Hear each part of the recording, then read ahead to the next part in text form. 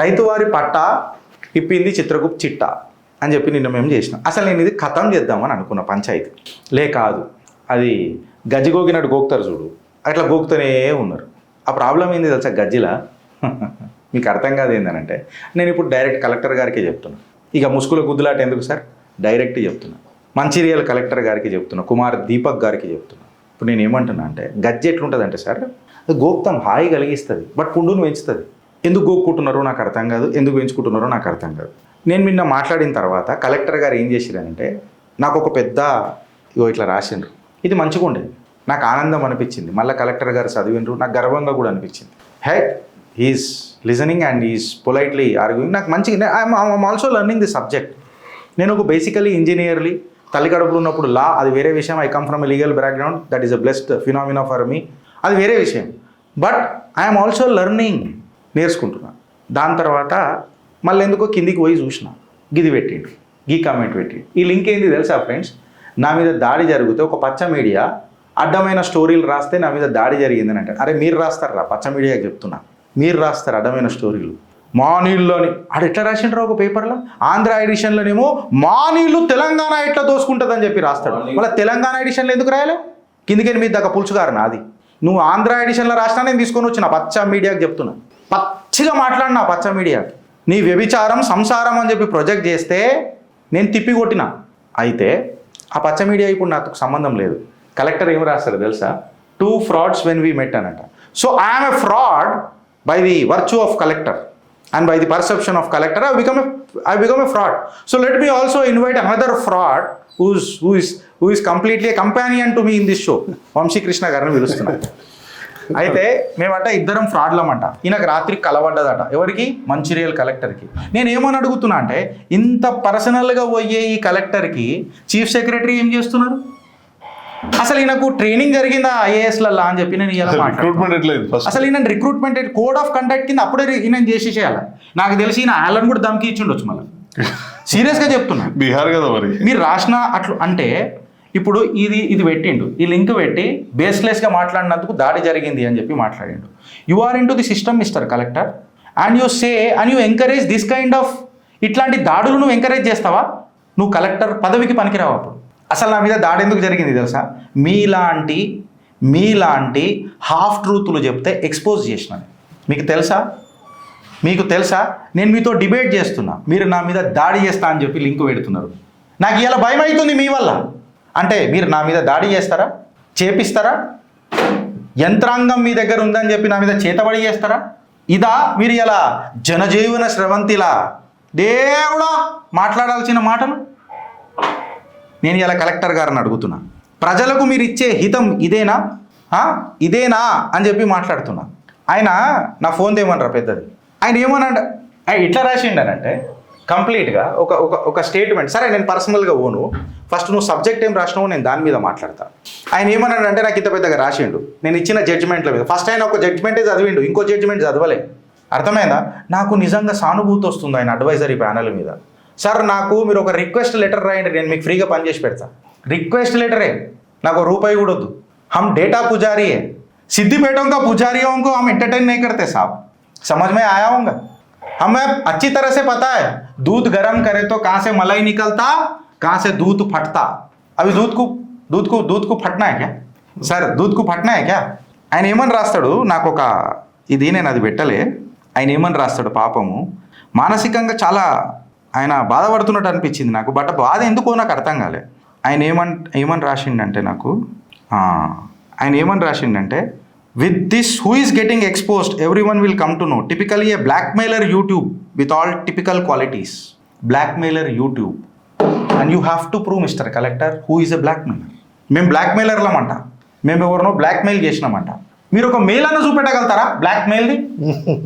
నేను మీకు ఛాలెంజ్ చేస్తున్నా mister collector. Mancherial collector Kumar Deepak గారికి నేను సవినయంగా I'm requesting you, can you show a single mail or a single communication that we have blackmailed to anybody or accept a fact that మీరు మాట్లాడేదంతా నాయిసే. నేను చట్టపరంగా మాట్లాడుతున్నా మీతో, మీరు చట్టానికి విరుద్ధంగా పోతున్నారు. ఇప్పుడు వస్తా మీరేం మాట్లాడినరో సబ్జెక్ట్.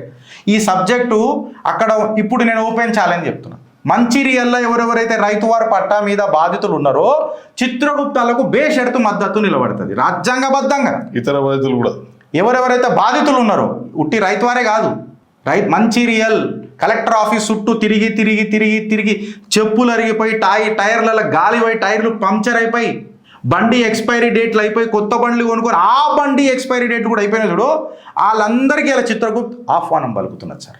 We will expose. మీ సిద్దిపేట దోస్తులను కూడా ఎక్స్పోజ్ చేద్దాం సార్. అప్పుడు ఇక అందరినీ you expose Chitragupt, we expose everybody. ఈ చైన్ ఆఫ్ కమ్యూనికేషన్లో మొత్తం seriously and let us debate on the subject. Collector గారు నాకు రాసిన ఈడ రాసిన దాంట్లో ఈడ సబ్జెక్ట్ ఉండే, నేను సబ్జెక్ట్ పూజారిని కాబట్టి సబ్జెక్టే మాట్లాడతా సార్. ఇక్కడ ఏం రాసిరంటే ఏదో డేట్ రాసిర్రు, వెస్టింగ్ డేట్ 1/11/1973. ఏదో ఇది ఇంపార్టెంట్ అని చెప్పి రాసిండు. అయితే నేనేమంటున్నా, వెస్టింగ్ డేట్ అనేది ఒక టైటిల్ షిఫ్ట్ అవుతుంది. నేను ఇంపార్టెంట్ కాదు అని చెప్పి నేను ఎక్కడ అనలే.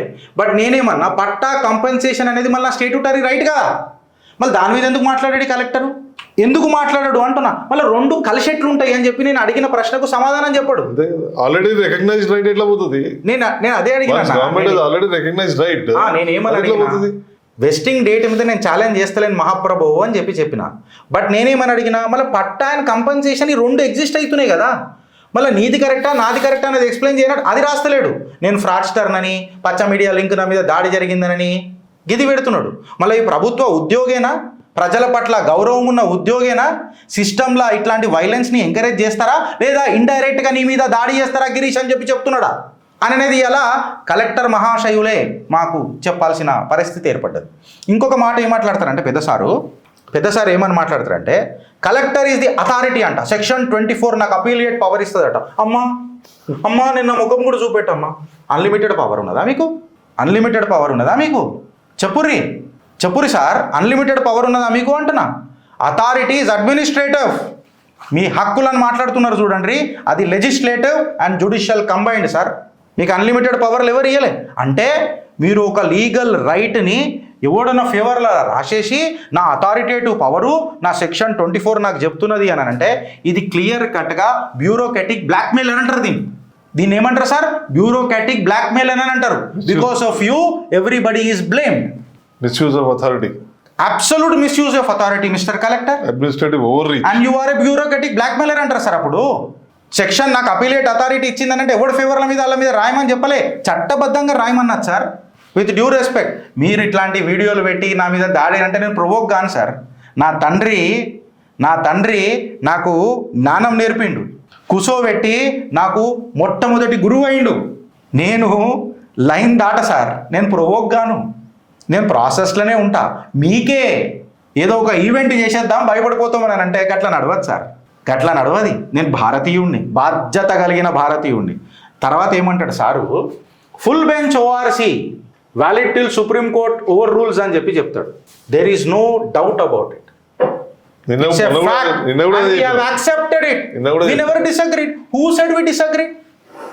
ఫుల్ బెంచ్ బైండ్స్ అనేది కంప్లీట్గా లోవర్ ఆఫీసర్ల మీద లేకపోతే నీ దాని మీద కంప్లీట్గా అవుతుంది, నేను కాదని అంటలే.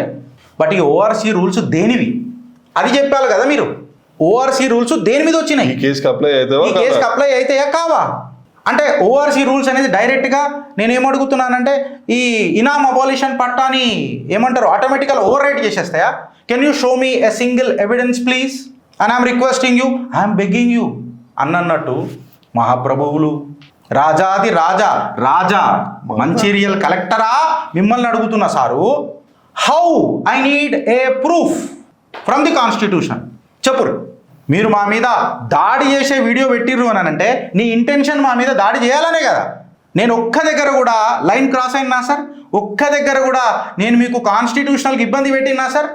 I'm questioning you the authority or to that matter the statutory process and you are creating an event. A collector doesn't create an event, sir.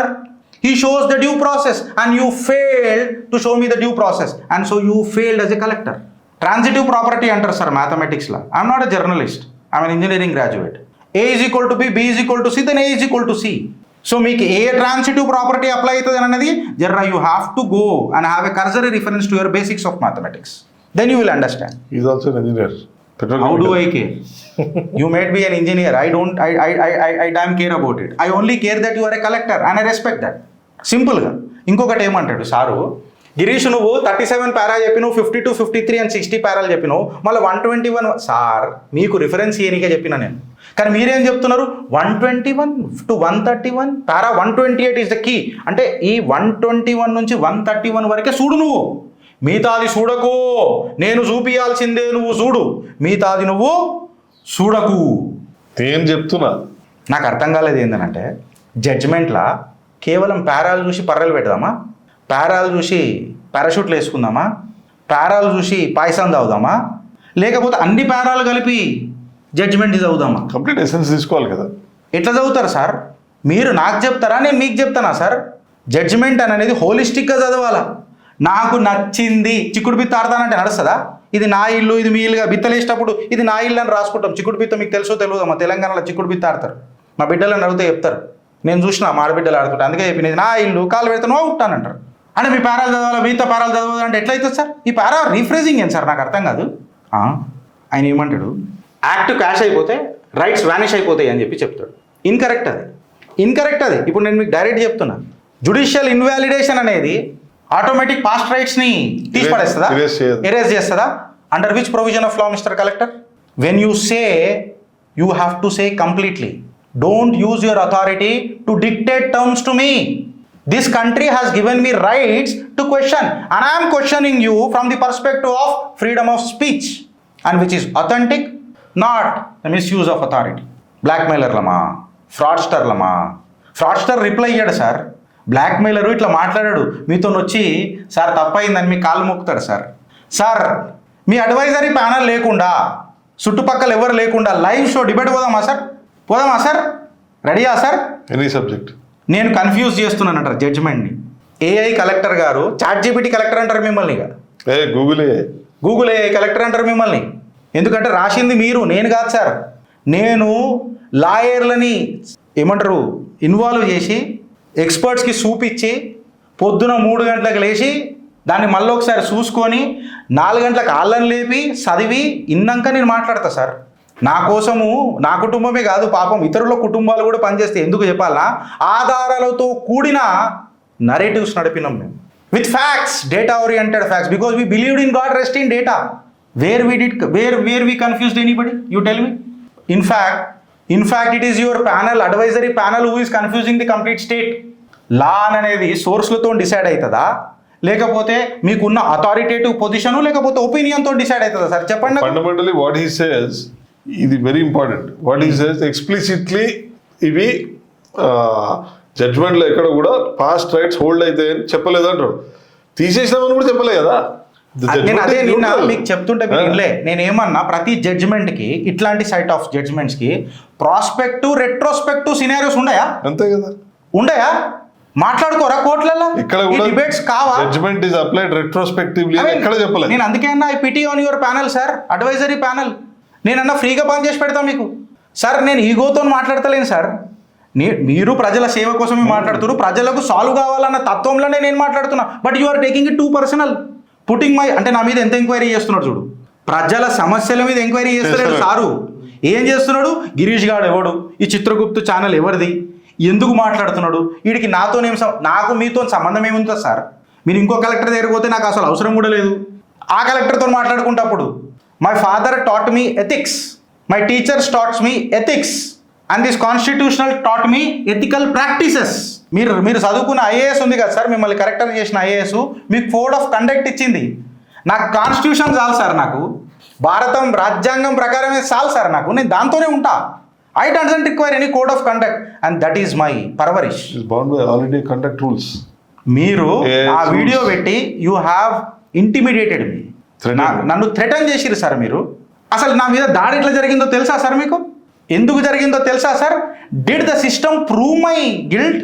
ఇప్పటిదాకా ఛార్జ్ షీట్లు చక్కగా ఫైల్ కాలేదు సార్. అంటే ఎంత కన్ఫెషన్స్ ఉన్నాయి సార్. మీకు తెలుసా గిరీష్ గారి మీద దాడి ఎందుకు చేసినాము అని? మీరు నా మీద చాలా ఎంక్వైరీ చేశారు కదా. I'm making your homework much easier. I know you are seeing this show, I know that.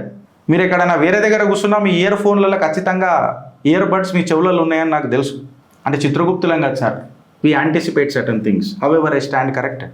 ఇప్పుడు చెప్పండి సార్, మీరు ఏం మాట్లాడతారు? ఆయన పెట్టిన ఎట్లున్నాయి సార్ మీరు మాటలు? Fraudster sir, by what way and by what means. When two frauds meet.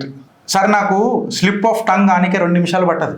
And I can prove this to the court also why I have slipped my tongue. But Girish and Chitragupta channel and also to my companion here standing in front of me, we are not emotional, we are evidence based. Trust you become like us or your guided support become like us. Actually నాకు మీరు first comment ఏదైతే పెట్టినప్పుడు నాకు interest లేకుండే. నేను అనుకున్నా నాకు time permit అయితే మాట్లాడదు, ఎందుకంటే ఏదైతే సబ్జెక్ట్ నేను ఇవ్వాలో ఇచ్చేసిన. మీరు ఒకటే జడ్జిమెంట్ మీద మాట్లాడారు, నేను 2 జడ్జిమెంట్ మీద మాట్లాడినా sir. I thought that would appreciate me. Thought మీరు ఇంత పర్సనల్గా తీసుకుంటారని అనుకోలే. If it doesn't suit to your statute నిజం కరెక్టా రాంగా నేను చెప్పింది? This kind of attitude doesn't suit to your statute. I question your authority sir. Is this normal or an aberration? The chief secretary must take note of it. I will take this up to the chief secretary and as well as the principal secretary and the competent authority who takes actions on the IAS officers with the code of misconduct what you have displayed yesterday in form of a comment. You have intimidated me, sharing without knowing the facts or without drilling the facts. And this is the kind of work you deliver sitting in this authoritative or precious chair. And I'm sorry. And I'm literally sorry. This is Chitragupta channel, sir. Your attitude represents symbolism. Our channel represents substantial evidences. మేము substance మాట్లాడతాం, symbolism మాట్లాడాం sir. And my dear collector గారు, మీకు ఒక చిన్న విషయం చెప్తున్నా. Law runs on norms, not with your noise. ఇది మీరు గుర్తుపెట్టుకోరు సార్ దయచేసి. అంటే అనలిటికల్ డేటా డ్రిల్ చేసుడు మాకు చిన్నప్పటికీ బాగా అలవాటు సార్. కంపెనీలు కూడా గట్లనే పనిచేసిన, రోల్స్ కూడా గట్లనే పనిచేసిన. అందుకే సార్ జర డేటాని క్షుణ్ణంగా చూస్తాం. అంటే మీకు ఏఐ మోడ్లో ఏం ప్రాంప్ట్ ఇస్తారో నాకు తెలియదు, అది ఏం అర్థం చేసుకుంటుందో నాకు తెలియదు. Because AI is not a standard evidence as such today. Maybe future please reserve your whatsoever you want to preserve for your future this things. Maybe it is not applicable today. It has not reached that level. అట్లా personal attacks doesn't suit to your decorum sir. ఇప్పుడు మీ అగర్ if I want to judge you personally this is just my thought process sir. నేనేం చెప్తలేను. నాకు అనిపించింది ఏంటంటే మీ దగ్గర సమాధానం లేదు సార్, అందుకే మీరు నా పర్సనల్ అటాక్ వీడియో తీసుకొని వచ్చి పెడుతున్నారు. అంటే నీకు ఇదే గతి చేస్తా నేను అని చెప్పి నాకు భయం చెప్తున్నారా సార్? నేను భయపడుతూనే భయపడతలేను సార్. ఐఎమ్ ఫీలింగ్ భయం అంతే. ఐఎమ్ ఫీల్ మై లవ్ అంటారు కదా సార్, అట్లా ఫీల్ మై భయం. దాని తర్వాత I can also Singh A song sir. ఆ సాంగ్కే నాకు ప్రాబ్లం అయింది, ఇప్పుడు మళ్ళీ పాడుతున్నా మీకోసం. మా భయం ఈజ్ గాన్, మా భయం ఈజ్ గాన్, మా భయం ఈజ్ గాన్, మా భయం ఈజ్ గాన్. పాటలు పాడినందుకే అయింది సార్. ఈ పాటలు కూడా అయితే మై లార్డ్షిప్ల దగ్గర మీరు ఖచ్చితంగా కోర్టులలో ప్రూవ్ చేయాలి. భయం ఈజ్ గాన్లో ఏం తప్పు ఉందన్నది ప్రూవ్ చేయాలి. ఫ్రాడ్స్టర్ అంటే నేను ఎవరిని బ్లాక్మెయిల్ చేసినో ప్రూవ్ చేయాలి. మెయిల్ చూపెట్టరు సార్, మీ దగ్గర ట్రైన్ మెయిల్ ఉందనుకున్నా నేను, మీరు ఒక మెయిల్ చూపెట్టరు నాకు చాలు. ఇంగ్లీష్ ఎంత మంచివాడు కదా. నేను కూడా ఆర్టీఐ ఇన్వైట్ తీసుకోలేదు సార్. ఆర్టీఐ సార్ ఇప్పుడు ప్రత్యక్ష సాక్షి ఇన్నే ఉన్నాడు. ఆర్టీఐ ఇన్వర్డ్ తీసుకొని వాళ్ళు మీరేంది సార్? నాకు అర్థం కాదు. ఎందుకు సార్ అంత భయము? మీరే అథారిటీ, అందరు మీ కిందనే రిపోర్ట్ చేస్తారు. నువ్వు ఆన్సర్ ఇయ్యి, నేను ఏదైనా మాట్లాడతా దానికి నువ్వు ఆన్సర్ ఇయ్యి. అరే అట్లా కుదురుతుందా సార్? అట్లా కుదురుతుందా సార్?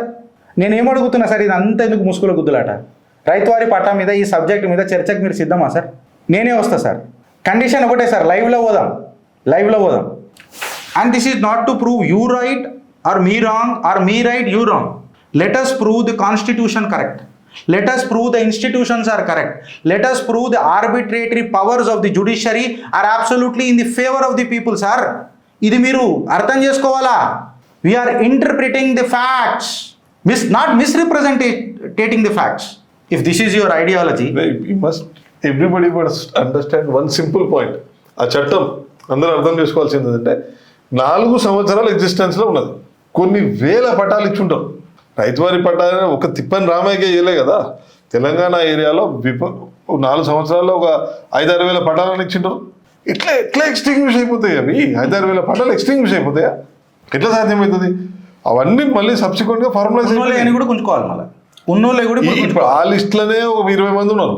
మళ్ళీ గుంజుకోవాలి. 19 మందికి పట్టాలని ధరణి పాస్బుక్ రైతు బంధు వస్తుంది. అయితే సార్ ఇక నేను మళ్ళీ పర్సనల్గా ఇంకెక్కువ కలుసుకోలే. Thank you so much. And దీన్ని ఇంకా డ్రాగ్ చేస్తే నేను పర్సనల్ దాని మీద ఆన్సర్ ఇయ్యా సార్, ఎందుకంటే మీరు నాకు మీ మెసేజ్ ఇచ్చేసిండ్రు. ఇంకొకసారి నాకేమన్నా కమెంట్ పెడితే ఆ దాడి మళ్ళొకసారి రిపీట్ అవుతుంది నీకు అని చెప్పి నన్ను ఇంటిమిడియేట్ చేసిండ్రు. నాకు భయం అవుతుంది, కానీ నేను భయపడతలే, కానీ భయం అవుతుంది నాకు మళ్ళీ. ఇది condition. But still we respect you, we love you, అంతే కదా. భారత్ మాతాకి జై.